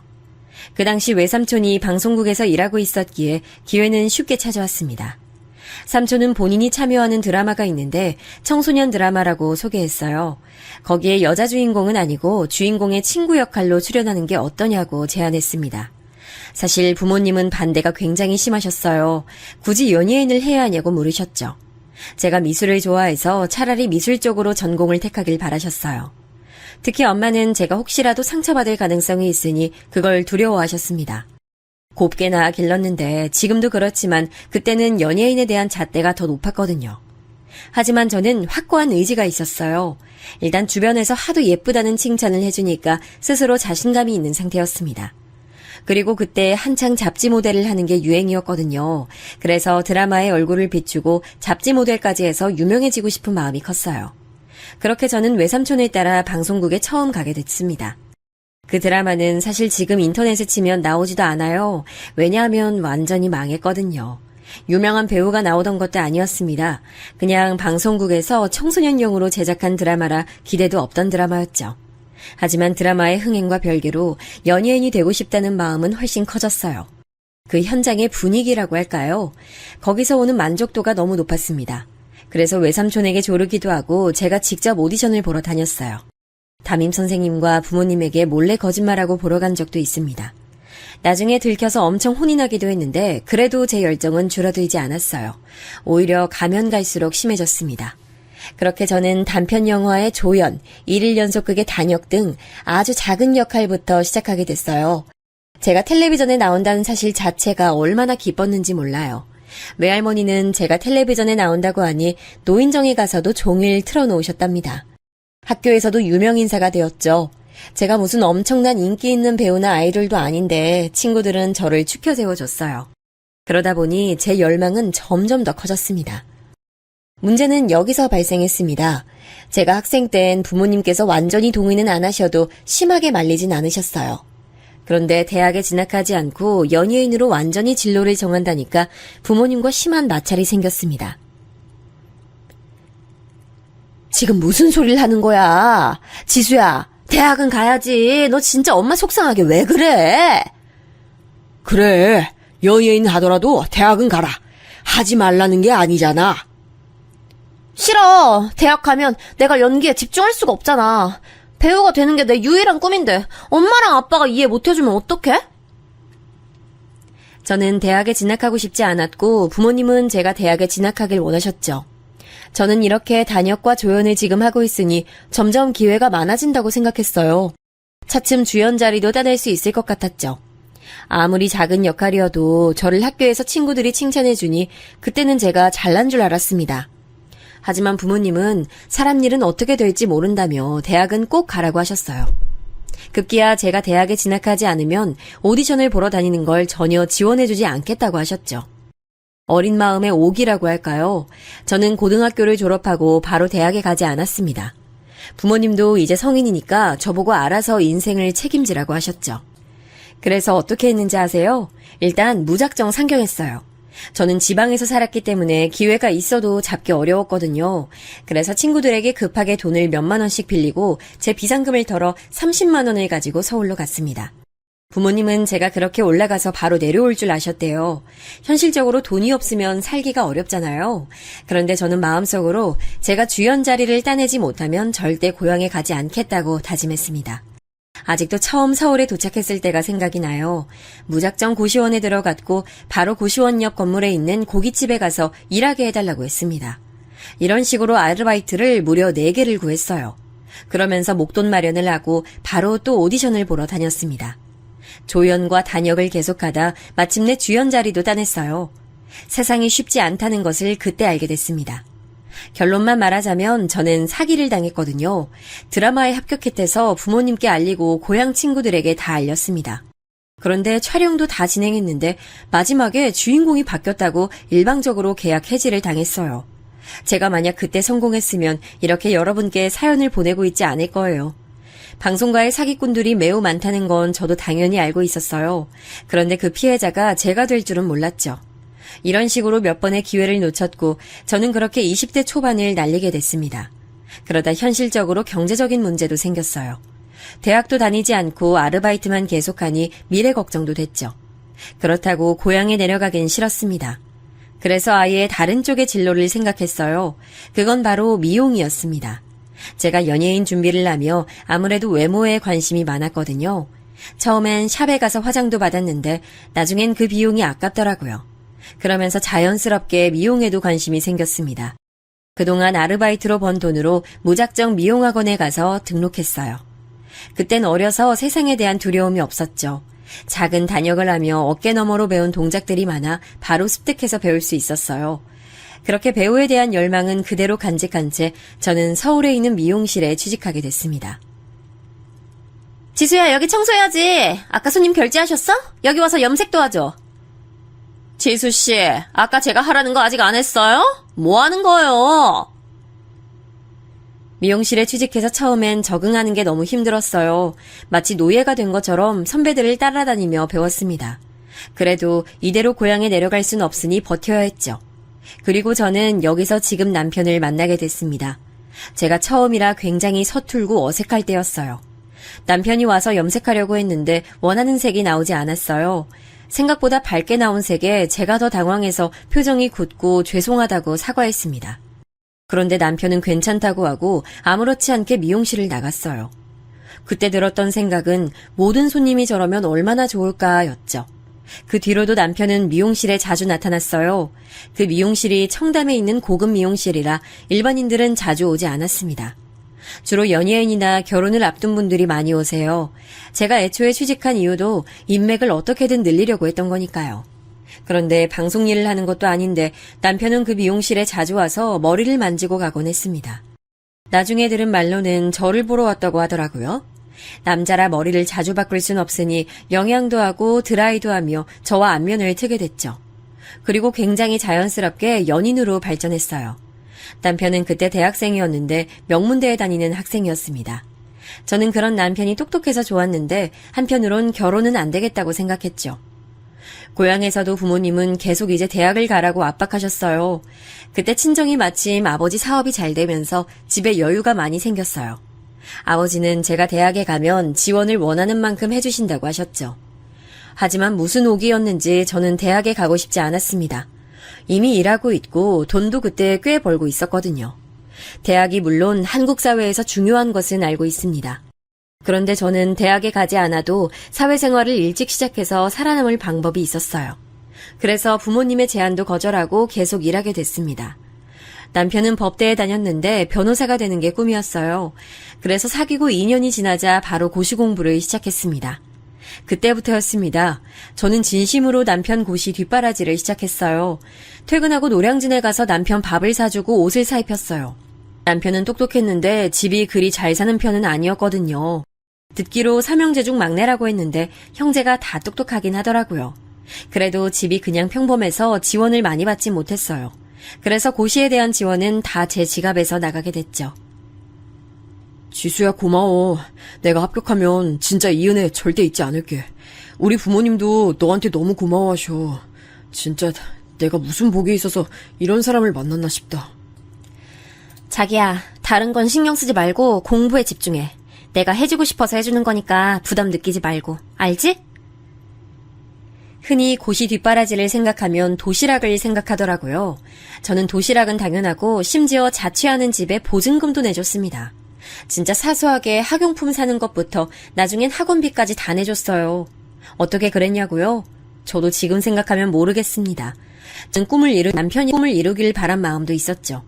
당연히 쉬운 시험은 아니잖아요. 저는 제 청춘을 바쳐 남편을 지원했어요. 그리고 마침내 남편은 4년의 공부 끝에 합격했습니다. 그리고 남편은 합격하고 변호사로 일하기 전에 제게 프로포즈했어요. 결혼 준비를 하며 남편에 대해 더 알게 된 사실은 형제가 다 공부를 잘한다는 사실이었습니다. 다만 집이 여유 있는 형편은 아니라고 했잖아요. 그래서 시부모님이 많은 돈을 지원해주진 못하셨어요. 특히 남편은 막내라고 결혼할 때 집도 받아오지 못했습니다. 현실적으로 돈이 없었거든요. 그래서 상대적으로 여유 있는 우리 친정에서 신혼집도 마련해 주셨어요. 제가 고시 뒷바라지 할 때 부모님이 남편을 되게 반대하셨거든요. 언제까지 제 월급 다 바치며 사냐고 불만이셨죠. 그런데 결혼할 때도 우리 집에서 돈을 훨씬 많이 부담했잖아요. 그래서 부모님은 결혼 자체를 그리 반기지 않았습니다. 하지만 남편의 직업이 변호사고 또 사람 자체가 착하고 무엇보다 제가 좋아하니까 허락해 주셨죠. 다행히 저는 시댁복이 아예 없진 않았어요. 잘난 남편에 비해 저는 대학 자체를 가지 않았으니 학벌이 당연히 부족했잖아요. 그런데 시부모님은 사람 됨됨이가 중요하다며 저를 반겨주셨습니다. 그럼 고등학교 졸업 후에 계속 이렇게 일한 거야? 너무 대단하네. 우리 막내가 맏며느리를 잘 데려왔어. 아유, 너무 반가워요. 감사합니다. 그냥 일해야 하는 환경이라 계속 일한 거였어요. 시댁의 반대가 심할 거라 예상했는데 오산이었죠. 그런데 문제는 다른 곳에 있었습니다. 바로 제 위 형님들이었어요. 남편이 삼형제라고 했잖아요. 무려 첫째 형과 둘째 형은 직업이 의사였어요. 그리고 형님들의 직업도 의사였습니다. 그러니 얼마나 잘났겠어요. 그 사람들 시선에선 제가 너무 조건이 딸려 보였을 거예요. 형님들은 의사에 대한 자부심도 대단한 분들이셨죠. 나중에 남편에게 듣기론 형제들에게 남편에게 용돈을 주려 해도 형님들이 반대했대요. 본인들도 혼자 공부해서 의사가 됐다고 남편의 곳이 지원해주지 않았다고 하더라고요. 둘 다 완전히 가난한 집에서 자라서 자수성가에 대한 자부심이 있는 분들이셨죠. 그런 점에선 두 분이 참 잘 통했다고 하더라고요. 그래도 저는 이제 결혼하면 가족이니까 최대한 잘 보이려고 애썼어요. 처음 만날 때도 우리 미용실에서 제일 고가 제품을 가져갔고 회원권도 끊어줬죠. 그래서 처음엔 형님들도 절 그렇게 미워하지 않았어요. 문제는 결혼 후에 발생했습니다. 결혼식까지는 아무 문제가 없었어요. 신혼여행도 유럽으로 다녀왔고 다녀와서 일도 적응을 잘했습니다. 저도 미용실에서 점점 더 자리 잡고 있었고 남편도 변호사로 활동을 시작했어요. 시댁 행사가 있어서 모이면 다들 즐겁게 근황을 얘기하며 지냈습니다. 그런데 그때 알게 된 사실은 의사인 형님들이 자기들끼리 굉장히 친하다는 거였어요. 물론 직업이 같으니 그럴 수 있겠죠. 그런데 점점 저를 따돌리는 모습이 보였습니다. 특히 시어머니가 제 외모에 대해 칭찬을 굉장히 많이 하셨는데 그럴수록 더 심해졌어요. 시어머니는 제가 예쁘게 생겼다고 친척들이 모인 자리에 저를 데리고 인사를 시키셨거든요. 우리 막내 며느리야. 너무 예쁘지? 직업은 미용사. 지금 청담에서 일하고 있어. 나중에 뭐 행사 있으면 말해. 우리 며느리가 예쁘게 봐줄 거야. 아유, 왜 이렇게 예쁘게 생겼어? 너무 예쁘다. 연예인 같아. 감사합니다. 이런 말을 제 입으로 하긴 좀 그렇지만 형님들 외모가 사실 잘난 편은 아니었어요. 첫째 형님은 굉장히 비만이었고 둘째 형님도 평범보다 못한 외모였습니다. 저는 그래도 사람이 외모가 중요한 게 아니잖아요. 저도 외모가 잘난 편이지만 연예인으로 성공하지 못했잖아요. 그래서 내면이 제일 중요하다고 생각했는데 형님들은 그게 아니었나 봐요. 참, 그리고 저는 제가 과거에 연예인으로 활동했었다는 사실은 시댁에 알리지 않고 있었어요. 굳이 알리고 싶지 않은 과거였거든요. 계속 제가 활동하면 모르겠는데 그게 아니니까 남편만 알고 있었습니다. 그래서 우리 병원엔 그런 손님이 많이 와. 동서도 그렇지 않아? 맞아요. 그리고 남편 병원엔 또 이런 환자가 늘었대요. 확실히 독감이 유행인가 봐요. 저도 요즘 목이 칼칼하더라고요. 이럴 땐 좋은 약 같은 거 없을까요? 그런 건 약국만 가도 알지 않나? 우리도 돈 받고 진료하는 의사야. 동서, 지금 너무 날로 먹는 거 아니야? 아, 그런 건 아니었어요. 그냥 가볍게 물어본 거였는데, 아유, 민망하네요. 저는 나름 친해지려고 말을 걸어도 형님들은 셋이 같이 있으면 꼭 저를 투명인간처럼 취급했어요. 처음엔 제가 괜히 그렇게 느끼나 싶었는데 날이 갈수록 심해졌습니다. 둘이 직업이 같으니 당연히 공통점이 많았을 거예요. 그런데 나중엔 전문의학 용어까지 쓰며 저는 알아듣지 못하는 얘기를 하더라고요. 심지어 시어머니가 제 외모에 대해 칭찬하면 자기들끼리 눈빛을 교환하기까지 했어요. 그런 모습이 반복되니 저도 시댁에 가는 것이 전혀 달갑지 않더라고요. 그래도 시부모님은 저에게 너무 잘해주셨고 무엇보다 남편이 저에게 헌신적이라 버틸 수 있었습니다. 그리고 이때까지는 저에게 직접적으로 뭐라 하진 않았거든요. 그래서 명절과 생신 때 모여도 혼자 외로움만 느꼈지 별로 그렇게 저한테 직접적인 피해가 오진 않았습니다. 주위 언니들에게 물어봤더니 원래 며느리들이 둘 이상이면 이런 감정이 드는 게 당연하다고 하더라고요. 어쩔 수 없는 현상이라 생각했죠. 문제는 제가 아이를 낳고 시작됐어요. 저는 남편과 결혼하고 아이를 계획해서 낳았습니다. 정말 다행히 아이가 계획한 시기에 딱 찾아와줬어요. 여기서 문제가 있었는데 바로 형님들의 임신 소식이었어요. 첫째 형님은 본인이 의사인데도 몸 관리를 전혀 하지 못했어요.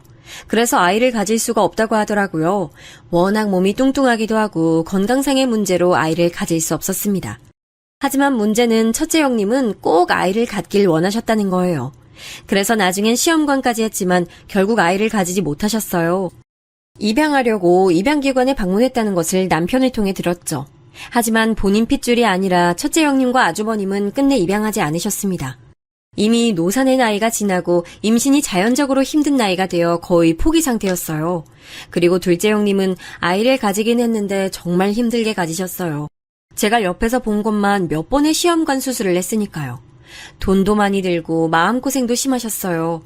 이건 저도 인정해요. 반면 저와 남편은 마음을 먹자마자 바로 아이가 생겼습니다. 아이가 생겼다는 기쁨도 잠시 이걸 시댁에 어떻게 알리지라는 생각이 들었어요. 물론 축복받아야 할 사실은 맞지만 상황이 저랬으니 제가 당연히 눈치가 보였죠. 게다가 둘째 형님과 임신 기간이 겹쳐 우리 아이들은 동갑이 될 게 뻔했거든요. 동서, 이게 임신했을 때 그렇게 좋대. 먹어봐. 어머 형님 감사합니다. 이거 비싼 거 아니에요? 와. 첫째 형님은 대놓고 둘째 형님을 챙기셨어요. 몸에 좋다는 영양제도 제 눈앞에서 저만 빼고 둘째 형님에게 주곤 하셨죠. 서운한 마음이 없다면 거짓말이에요. 하지만 최대한 의연하게 대처하려고 했어요. 주변에 친구 중에 불임인 친구가 있는데 속이 말이 아니라고 하는 걸 들었거든요. 첫째 형님은 아예 아이를 가질 수가 없고 둘째 형님은 힘들게 가졌잖아요. 그러니 제가 얼마나 안이 굽게 보였겠어요. 그래서 이해하려고 노력했습니다. 또 무엇보다 저는 제 몸을 챙기기에도 바빴어요. 저는 입덧이 매우 심해서 임신했을 때 잘 먹지 못했거든요. 그리고 어릴 때부터 과식하는 습관이 없고 소화기관이 좋은 편이 아니었어요. 그래서 원래 몸 자체가 마른 편인데 입덧 때문에 식사를 잘 못하니 배도 잘 나오지 않았죠. 아유, 막내는 임신한 게 별로 티가 안 나네. 친정 가서 맛있는 것도 많이 먹고 그래. 둘째처럼 배가 좀 나와야 사람들도 임신한 걸 알 텐데 말이야. 시아버지는 전형적으로 사람은 착한데 눈치가 없는 분이세요. 진짜 저 말이 악의가 있는 말은 아니거든요. 저도 처음엔 시아버지 화법에 당황했었는데 이젠 적응했어요. 둘째 형님도 당연히 시아버지가 일부러 그러시는 분이 아니라는 건 알고 계세요. 그런데 저런 식으로 비교를 자꾸 하니까 제가 더 미웠나 보더라고요. 임신 후반이 되면서 형님들은 노골적으로 자기들끼리 붙어있기 시작했습니다. 그런데 동서는 언제까지 일할 거야? 손님 머리 만지다 통증 오면 어떡해? 그때는 출산휴가 낼 것 같아요. 걱정해 주셔서 감사해요. 아, 미용사도 출산휴가가 있어? 몰랐네. 하긴 내가 손님이어도 내 머리 파마해주다가 갑자기 출산하러 가면 당황하겠어. 형수님, 말씀이 좀 지나치세요. 지금 그거 직업 비하 아닌가요? 아, 그렇게 들렸으면 미안해요. 서방님도 결혼하더니 그렇게 착한 분이 할 말 다 하시네. 미용사들이 그렇게 기가 세다던데 그 영향인가? 장난이에요. 화났지만 그래도 태교에 좋지도 않고 또 남편은 저에게 잘하니까 그것만 보고 버텼어요. 남편은 제가 뒷바라지 했던 것보다 더 세심하게 저를 챙겨줬거든요. 친정에서도 인정할 정도로 저에게 지극정성으로 대했죠. 참, 이것도 형님들의 눈에 좋게 보이지 않았나 봐요. 숫기 없고 조용하고 내성적인 남편이라 제가 일방적으로 꼬셨다고 생각했던 거예요. 남들이 볼 때 변호사와 미용사가 부부니까 형님들은 속사정을 다 알지 못했잖아요. 제가 어떤 식으로 고시 뒷바라지를 했는지 두 분은 모르니까 가능한 말이었습니다. 동서는 어떻게 도련님하고 결혼했어? 도련님이 진짜 공부밖에 모르는 사람이라 그런가? 제가 남편 변호사 되기까지 많이 도와줬어요. 어떤 식으로 뒷바라지 했는지 형님들은 모르시잖아요. 어머, 그냥 물어본 건데 왜 이렇게 사납게 말해? 동서 되게 무섭다. 무슨 말을 못하겠어. 저도 나중엔 진절머리가 나서 대응할 때도 있었어요. 그런데 그럴 때마다 오히려 저를 이상한 사람으로 몰아가는 모습에 화가 나기도 했죠. 그래도 아주버님들이나 시댁 식구들은 저에게 친절했으니 제가 참자고 마음속으로 다짐했습니다. 형님들과의 신경전은 아이가 태어나고 더 심해졌어요. 공교롭게도 둘째 형님의 아이와 우리 아이의 성별은 딸이었습니다. 나이도 같았고 성별도 같았어요. 그러다 보니 자연스럽게 친척들이 모일 때 비교가 됐죠. 문제는 여기서 발생했습니다. 제가 최대한 객관적으로 상황을 전달하고 싶은데 사실 둘째 형님의 딸은 정말 못생겼어요. 아주머님도 잘난 외모가 아닌데 둘째 형님도 못생겼거든요. 그런데 시조카가 어쩜 두 분의 못난 부분만 닮게 태어났더라고요. 여자아이인데 데리고 나가면 단 한 명도 예쁘다고 하는 사람이 없었어요. 아들이라는 소리를 너무 많이 들어서 형님이 일부러 분홍색 옷을 사서 입히고 머리핀을 꼽곤 하셨죠. 그래도 남자아이냐는 소리를 들어서 스트레스 받는다고 눈물까지 흘릴 정도셨어요. 반면 우리 딸은 제 입으로 이런 말을 하긴 좀 그런데 정말 예뻐요. 제 아이라 그런 게 아니고 객관적으로 아주 예쁘게 생겼습니다. 데리고 나갈 때마다 사람들이 쳐다보는 건 당연했어요. 너무 예쁘다고 사진을 찍어도 되냐고 물을 정도였습니다. 아윤이는 아역배우 시키자. 아유, 진짜 어쩜 이렇게 눈도 크고 코도 오똑하고 예쁘게 생겼지. 아우, 속눈썹도 인조 속눈썹 붙인 것 같아. 아유, 엄마 닮아서 하얗고 너무 예쁘다. 감사해요, 어머님. 남편 닮아서 그런 것 같아요. 아니야. 딱 봐도 우리 손녀는 며느리랑 똑같이 생겼어. 아우, 특히 이 눈 좀 봐. 크고 동그란 게 딱 우리 며느리야. 시부모님은 원래 마음이 따뜻한 분들이세요. 그래서 우리 딸을 보면 칭찬을 멈추지 않으셨어요. 물론 둘째 형님의 딸도 예뻐하셨는데 객관적으로 우리 딸이 얼굴이 더 예뻤잖아요. 그러니 외모에 대한 칭찬은 우리 딸이 더 받았습니다. 특히 이건 명절이 되면 더 심해졌어요. 온갖 친척들이 모여 우리 딸 옆에 몰렸거든요. 연예인 시키라는 말을 수도 없이 들었습니다. 친척들을 포함해서 그냥 길거리만 나가도 그런 소리를 하루에도 몇 번을 들었죠. 그러니 둘째 형님은 자기 딸은 예쁘단 소리를 못 듣잖아요. 그때부터 첫째 형님과 노골적으로 저를 싫어하더라고요. 그전까진 그냥 얄미워하는 정도에서 그쳤다면 그 이후론 저에게 대놓고 툭툭 내뱉기 시작했습니다. 얼굴이 예뻐도 사람이 머리가 좋아야지. 안 그래요, 형님? 맞지. 아무리 예뻐도 결국 직업이 중요하지. 우리 소영이도 나중에 의사 시키자. 엄마랑 아빠가 의사니까 의사피가 있을 거야. 저런 식으로 자기들의 직업을 내세우며 절 따돌리곤 했어요. 하지만 전 괜찮았습니다. 이유는 바로 우리 딸이 발육이 매우 빨랐어요. 아이가 자라면서 동갑이라 안 그래도 비교가 됐는데 무슨 일인지 우리 딸은 성장 속도가 남들에 비해 빠른 편이었죠. 시조카보다 우리 딸이 2달 더 늦게 태어났거든요. 그런데 말도 걷는 것도 훨씬 빨랐습니다. 소영이는 아직 못 걷던데 우리 아윤이는 벌써 걷네. 다리가 길어서 그런가? 아버님, 애들마다 발달 과정이 달라요. 동서처럼 친정에서 어린이 홍삼을 매번 주면 소영이도 빨리 걷겠죠. 아이, 그래? 미안하다. 그냥 난 악의 없이 말한 거야. 시아버지가 그냥 하는 말에도 형님들은 꼭 저를 걸고 넘어갔어요. 친정이 여유 있기도 하고 또 워낙 손녀 사랑이 대단하신 분들이라 영양제를 많이 챙겨주셨거든요. 둘째 형님 집이 여유 있는 집은 아니라 챙김을 못 받은 건 알지만 본인이 의사면서 그 정도는 충분하게 가능하지 않을까요? 그런데 형님들은 제가 친정에서 무언가를 받으면 그렇게 질투했어요. 그래도 그냥 남편과 오순도순 육아하며 재미를 느끼고 있었으니 제 삶에 만족했어요. 남편은 아이가 태어나고 더 헌신적으로 가정에 집중했습니다. 이런 남편과 산다는 것 자체가 만족스러웠어요. 반면 아주버님들은 제가 봐도 좀 너무했거든요. 그래서 형님들의 반응이 아예 이해가 가지 않는 건 아니었죠. 제가 순진한 남편을 꼬셨다고 생각할 정도로 아주버님들은 무심했어요. 시댁 식구들이 다 모일 때마다 느낀 건데 아주버님들은 형님들을 세심하게 챙기지 못했어요. 거기서 우리 남편을 저를 하나부터 10까지 다 챙겨주니 얼마나 꼴보기 싫었겠어요. 어쩔 수 없는 영향이라 생각했죠. 하지만 참는 것도 한계가 있었습니다. 그때 우리 딸 나이가 3살이었어요. 워낙 아기였던 조리원에서부터 우리 딸은 예쁘기로 유명했어요. 조리원 선생님들이 나중에 꼭 연예인을 시키라고 하실 정도로요. 저도 내심 제가 연예인으로 성공하지 못했으니 우리 딸이 배우가 되길 원하기도 했습니다. 우리 부모님은 제가 연예인 되는 것을 진지하게 반대하셨잖아요. 그래서 저는 반대로 적극적으로 밀어줘야겠다고 생각했습니다. 그래서 딸의 사진을 찍어 소속사에 보냈어요. 제가 봐도 외모가 매우 뛰어났으니 텔레비전에 내보내고 싶었거든요. 그런데 이게 무슨 일일까요? 우리 딸이 광고를 찍게 됐습니다. 꽤 유명한 광고여서 저도 놀랐어요. 이야, 우리 손녀 연예인 되는 거야? 언제부터 볼 수 있니? 듣기론 다음 달부터 바로 볼 수 있대요.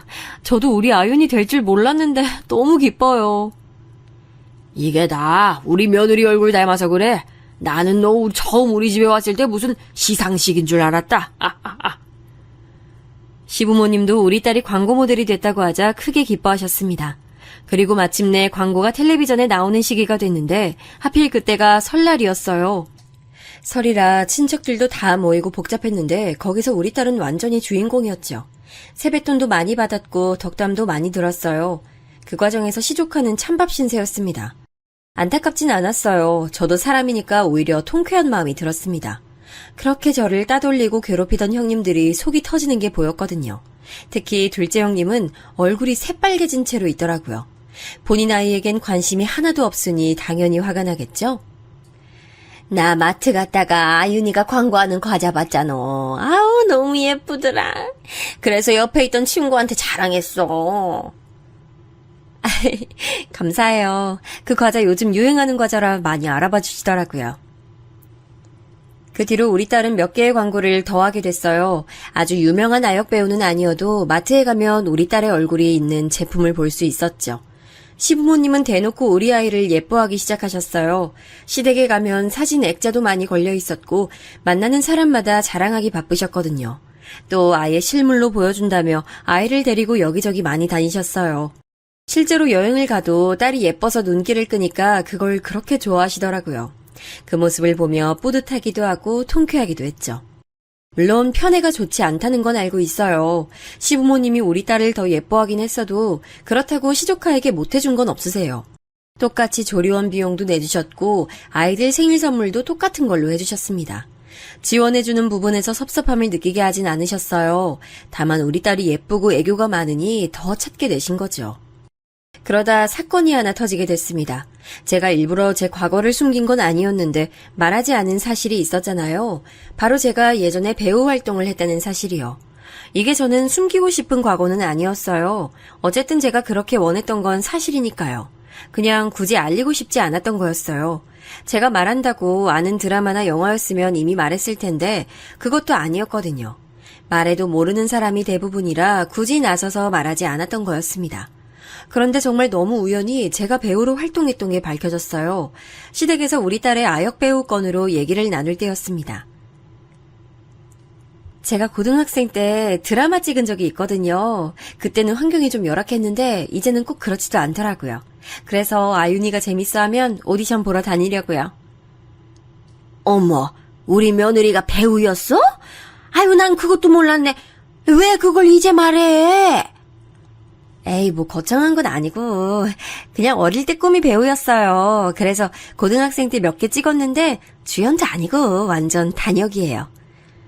그래도 아유, 어쩐지 그 외모가 일반인으로 살기엔 너무 아깝지. 그래서 우리 아윤이가 이렇게 예쁜 거네. 그 드라마 제목이 뭐야? 아유, 아니에요. 지금은 찾아볼 수도 없어요. 굳이 무덤까지 숨기고 싶은 얘기는 아니어서 자연스럽게 얘기를 꺼냈어요. 마침 우리 딸이 드라마 아역 배우 자리에 오디션을 보러 갈지 고민 중이었거든요. 제가 예전에 단역 배우로 출연한 적이 있다고 하니 시부모님 반응이 화끈했습니다. 워낙 좋으신 분들이고 저를 예쁘게 봐주시는 분들이라 저도 마음 놓고 얘기했어요. 그리고 그때는 형님들이 또 저를 빼놓고 둘이 카페에 가서 편하게 얘기했죠. 그런데 시부모님이 제가 배우였다는 게 상당히 마음에 드셨나 봐요. 나중에 다 같이 밥을 먹을 때 얘기를 꺼내셨어요. 우리 막내 며느리가 연예인이었대. 아우, 어쩐지 그래서 이렇게 우리 소녀가 예쁜 거였어. 어쩐지 처음 볼 때부터 범상치 않았어. 곱게 자란 티가 났는데 그게 배우 출신이라 그런 거였구나. 저는 시어머니가 저렇게 말씀하시자 아차 싶었어요. 그래서 반사적으로 형님들 얼굴을 봤는데 역시나 표정이 썩어 있었습니다. 민망하기도 하고 머쓱해서 가만히 있었는데 시부모님은 녹화한 영상은 없냐고 사람들 앞에서 저를 마구 칭찬해 주셨어요. 아, 물론 시부모님이 저를 이렇게 예뻐하시는 이유는 외모가 다가 아닙니다. 제가 남편 고시 뒷바라지를 다 하기도 했고 무엇보다 친정에서 남편에게 투자한 금액이 매우 커요. 남편이 변호사라고 했잖아요. 개업할 때 친정에서 정말 많은 도움을 줬어요. 변호사도 수요가 있어야 살아남는데 친정에서 사건을 많이 들고 오시기도 하세요. 실제로 큰 건을 많이 맡으며 남편이 성장하는 계기도 됐어요. 일에만 집중할 수 있도록 아파트도 우리 친정에서 마련해 주셨죠. 이런 식으로 들어가는 돈이 많았고 그 과정에서 시부모님에게도 많이 투자했어요. 시댁이 그렇게 잘난 형편은 아니라고 했잖아요. 그래서 형님들 몰래 시부모님께 크게는 이사 비용부터 가전제품을 바꾸거나 하다못해 백화점 상품권까지 매번 제가 챙겨드렸어요. 반면 형님들은 의사여서 돈도 많이 벌면서 시부모님께 용돈도 제대로 드리지 않더라고요. 듣기론 형님들의 집안도 잘난 편이 아니라고 하더라고요. 물론 부부 의사니까 돈벌이가 아쉽진 않을 텐데 시부모님에게 제대로 지원해주지 않았어요. 그래서 제가 안타까운 마음에 더 도움을 드렸던 것도 있습니다. 아무튼 그렇게 제가 과거에 연예인이었다는 사실이 드디어 밝혀지게 됐어요. 그렇게 대단한 건 아니라고 생각했는데 시부모님은 그게 그렇게 좋으셨나 봐요. 제가 시댁에 갈 때마다 연예인이 왔다고 해주셨어요. 장난으로 제 기분을 좋게 하려고 하신 거라는 걸 저는 알고 있었죠. 그런데 형님들은 그것마저 보기가 싫었나 보더라고요. 아우, 연예인이었으면 과거엔 어땠을까? 순진한 서방님을 도대체 어떻게 꼬셨는지 궁금했는데 이제야 알 것 같아. 그러니까요. 그래서 원래 연예인들이 낯이 두껍다고 하잖아요. 이제 모든 의문이 풀려요. 남편은 저 만날 때 제가 연예인이었다는 거 몰랐어요. 미용실에서 만난 거 두 분도 아시잖아요. 어머, 깜짝이야. 아니, 말도 없이 나타나서 왜 이래? 저 없을 때 두 분 계속 제 얘기하는 거 알고 있었어요. 이제 그만하실 때도 됐잖아요. 저도 참을 수가 없어 대놓고 말한 적도 있어요. 그런데 형님들은 그럴 때마다 둘이 뭉쳐서 더 심한 반응을 하더라고요. 동서, 사과 먹을래? 내가 좀 깎아왔어. 아까 먹고 싶다며. 아, 네. 형님들이 정말 얄미웠던 건 시댁 식구들 앞에선 안 그런다는 점이었어요. 그것도 꼭 시부모님이 한 분이라도 계시면 절대 안 그러더라고요. 그래서 저만 속이 터지는 날들이 연속됐어요. 참다가 저렇게 말을 하니까 그래도 조금은 괜찮았죠. 시부모님은 전혀 모르고 계셔서 우리 며느리들은 사이가 좋아서 다행이라는 말도 하셨어요. 어찌나 여우 같은지 둘이 똑같았습니다. 그러다 제가 도저히 참지 못하고 폭발하게 된 계기가 있었어요. 저는 사실 저한테 저러는 건 어느 정도 넘길 수가 있었거든요. 앞에 말했듯 똥이 무서워서 피하는 것은 아니잖아요. 그런데 형님들은 저에 대한 질투가 너무 심해서 우리 딸한테까지 화살이 갔어요. 우리 딸은 그때 광고를 몇 개 하고 있었고 아주 좋은 기회로 영화까지 출연하게 됐습니다. 그래서 시댁에서 가족들이 모이면 우리 딸이 항상 주목을 받았어요. 그날도 딸의 영화 출연이 화제거리였습니다. 우리 아윤이가 영화 출연하면 우리 영화관 대관해야 하는 거 아니야? 에이, 아버님, 그래봤자 몇 분도 안 나올 거예요. 아역이고 비중이 크지도 않아요. 그러면 뭐 어때? 아니면 편집해서 아윤이 부분만 보자. 그리고 우리 막내 며느리 드라마도 구해서 같이 보면 되겠네. 아버님, 제가 나온 드라마는 이제 진짜 보고 싶어도 구할 수가 없어요. 시부모님이 제가 예전에 배우 활동했던 걸 좋아하셔서 저런 말씀을 많이 하셨거든요. 그래서 그날도 적당히 맞춰드리고 저는 음식 준비로 부엌에 들어갔어요. 역시나 형님들은 둘이 부엌에서 저를 열심히 욕하고 있었죠. 그냥 무시가 답이라고 생각하며 제 할 일을 하려고 했는데 제 귀로 믿을 수 없는 말이 들렸어요. 아역 배우로 시작해서 나중에 뭐 아이돌 가수 뭐 그런 거 하는 거 아니야? 그 잘난 친정에서 또 돈 퍼부어서 뒤에서 돈 주겠지.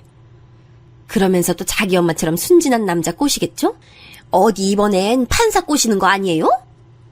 그러니까 얼굴 반반한 걸로 접근해서 또 친정 돈으로 남자 낳겠지. 안 봐도 뻔해. 돈 없는 사람 서러워 살겠어. 서방님도 그런 식으로 꼬셨잖아요. 순진한 사람 꼬셔서 미용사가 변호사를 만나다니. 진짜 그것도 재주야. 자기 딸한테 물려줄 거 그거밖에 없을걸요? 아무리 그래도 자식을 건드는 건 심하지 않나요? 형님들이 저를 안이 꼽게 보는 건 저도 알고 있었어요. 그런데 그 대상이 저에게서 끝나는 게 아니고 아이한테까지 저러니까 참을 수 없더라고요. 사람이 너무 화가 나면 온몸이 부들부들 떨리는 거 아세요? 제가 겨우 진정하려고 했으며 형님들을 째려보고 있었어요. 그랬더니 형님들은 제가 보는 걸 알면서도 저를 자극했습니다. 동서는 몸 하나로 서방님 꼬셨잖아. 딸도 그렇게 시키려고? 전문직 잘난 남자 제대로 꼬시려면 그게 답이겠지 뭐. 그러니까 이미 해봐서 알려주긴 쉽겠다. 안 그래? 그렇게 말하고 형님들은 아무렇지 않게 거실로 걸어갔어요. 그 모습을 보니 저도 모르게 뒤를 따라갔습니다. 그리고 형님들 머리채를 잡았어요. 저는 혼자고 형님들은 둘이잖아요. 그래도 어디서 초인적인 힘이 나왔는지 모르겠습니다. 미친 듯이 소리 지르며 말했어요. 계급장 떼고 맞짱 뜨자. 내가 진짜 참는 것도 한계가 있어. 뭐? 몸으로 내가 남편을 꼬셔? 아, 미쳤어? 너 미쳤어? 미친 건 내가 아니고 너희야. 내가 뭘 그렇게 잘못했다고 나만 보면 못 잡아먹어서 안달이야, 어? 애한테 할 말이야, 그게? 제가 머리채를 잡고 놓아주지 않자 시부모님을 포함해서 아주버님들 그리고 남편까지 저를 뜯어 말렸어요. 저는 그때부터 그냥 에라 모르겠다 싶었습니다. 하고 싶은 말을 다 내뱉었어요. 내가 진짜 참다 이젠 못 참아요. 형님들이 나 따돌리고 괴롭히던 거 그냥 참았어요. 그런데 이제 우리 딸한테까지 그러면 어떡해요. 우리 딸이 예쁜 게 죄냐고요. 왜 애한테 몸으로 남자 꼬신다는 말을 하냐고. 울분에 차서 오열하며 내뱉으니 시댁 식구들의 표정이 볼받았어요. 시부모님은 그게 무슨 소리냐는 표정이셨죠. 그래서 그동안 형님들이 저를 괴롭혔던 걸 전부 다 말했습니다. 유치하게 저를 앞에 두고 다 들리게 욕하는 것부터 저만 빼고 먹을 것을 나눠 먹는다거나 이런 것들이요. 그리고 내 딸이 예쁜 걸 어떡하라고요. 내 유전자가 있으니 당연히 예쁘겠죠. 형님들도 눈이 있으니 본인 얼굴하고 몸이 어떤지 알잖아요. 이런 말까지 하고 싶지 않았는데 형님들이 자초한 걸 어쩌겠어요. 속에 있던 말을 다 꺼내니 저도 모르게 하고 싶은 말을 다 할 수 있었어요. 얼마나 시원했는지 모릅니다. 형님들은 그렇게 사람 좋은 척을 하더니 실체가 밝혀지자 당황하더라고요. 그렇게 사람 좋으신 시부모님들이 화내니 아무 말도 못하는 모습에 웃겼습니다. 남편도 옆에서 형수님들 그러는 거 진짜 아니라고 강하게 말했죠. 아주버님들은 얼굴이 빨개져서 괜히 형님들에게 화를 내더라고요. 아니, 이게 무슨 소리야? 난 전혀 몰랐네. 당신이 이제껏 진짜 그랬어? 아우, 창피해. 아니, 동서 오해야. 갑자기 왜 이래? 오해요? 오해 절대 아니잖아요. 그리고 제가 그동안 저도 잘해보겠다고 미용실 쿠폰 계속 드렸잖아요. 그건 다 쓰면서 우리 아윤이 아플 때는 어떻게 모른 척할 수가 있어요? 제가 이건 말 안 하려고 했는데... 아니, 아가, 이건 무슨 말이냐? 시부모님이 노하셔서 물으셨어요. 이건 무슨 말이냐면요. 저는 출산하고 미용사로 계속 일하고 있었어요. 그래서 회원권이나 쿠폰을 형님들에게 자주 주곤 했습니다. 왜 미운 놈 떡 하나 더 준다는 말 있잖아요. 그래도 가족이니 노력한 거죠. 이렇게 딸까지 욕할 줄은 몰랐어요. 그런데 얼마 전에 우리 딸이 새벽에 급하게 아팠을 때가 있었습니다. 그때 하필 남편은 지방 출장으로 집에 아예 없었어요. 마침 둘째 형님이 소아과에서 일하세요. 그래서 급하게 연락했더니 뭐라고 했는지 아세요? 동서네 집 주변에 소아과 많잖아. 왜 굳이 나한테 전화해? 알아서 해. 그 잘난 아윤이 연예인이라고 하면 진료 먼저 봐주지 않을까? 이러고 딱 끊더라고요. 이때 제가 너무 충격을 받았어요.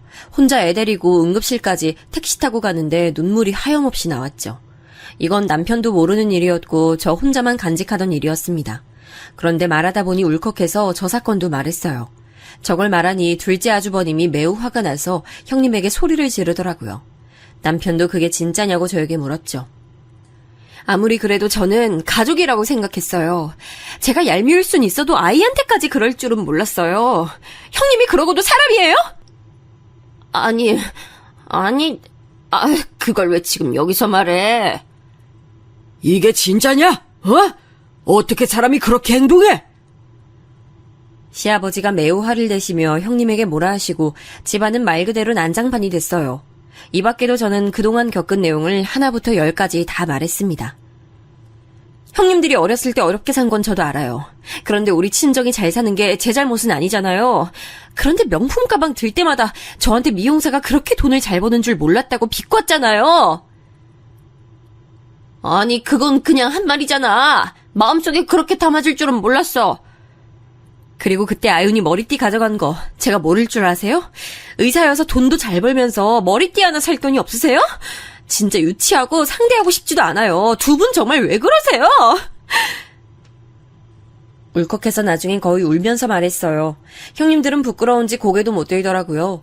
시부모님은 꼴도 보기 싫다고 형님들을 밖으로 내쫓았습니다. 아주버님들이 저에게 대신 죄송하다고 사과하고 나갔어요. 그 뒤로 어떻게 됐냐고요? 형님들이 오히려 저를 피하고 있어요. 심지어 둘째 형님은 이혼 얘기도 나오더라고요. 남편이 말해줬는데 그런 여자인 줄 꿈에도 몰랐다고 아주버님이 많이 충격을 받으셨대요. 시댁 식구들은 형님들이 저한테 저런 행동을 했다는 걸 전혀 몰랐거든요. 특히 시아버지가 많이 충격을 받으셨어요. 워낙 우리 딸을 예뻐하셔서 우리 딸에게 막말한 것에 상당한 타격을 입으셨죠. 그래서 그 뒤로 한동안 형님들 얼굴도 보지 못했어요. 시부모님이 꼴도 보기 싫다고 오지 말라고 하셨거든요. 여보, 앞으로 형수님들이 또 그러면 말해. 나 진짜 꿈에도 몰랐어. 혼자 그동안 어떻게 참은 거야? 우리 딸한테까지 그럴 줄이야. 진짜 무서운 사람들이다. 나도 아윤이한테 그러는 거 아니면 말 안 하려고 했어. 그런데 너무 속상해서 참을 수가 없더라. 시부모님은 당연히 제 편이셨어요. 제가 누가 봐도 피해자였고 또 우리 친정에서 워낙 해준 게 많잖아요.